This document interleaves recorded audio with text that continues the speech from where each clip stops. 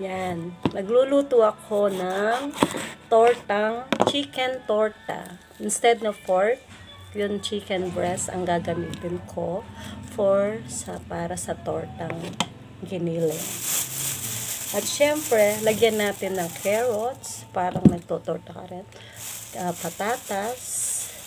Yan, patatas. Dahil mahal ang patatas. Ito na yung sibuyas, carrots, patatas at saka bawang. And then, hiwa-hiwahin ko at saka yung carrots.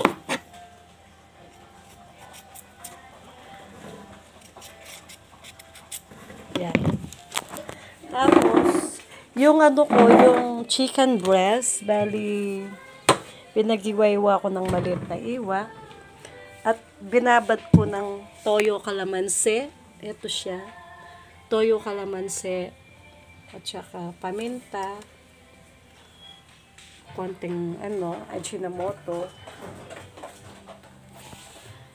And then, syempre, ko muna. Marinate ko lang ng konti para mamaya ay igigisa ko na siya. Yung hindi kumakain ng pork, mas maganda yung chicken breast para sa torta. May kompletong ricada na siya. Carrots for vitamin E at saka yung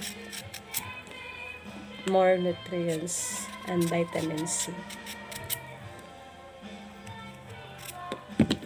And now, mamaya, try natin. Igigisa ko na.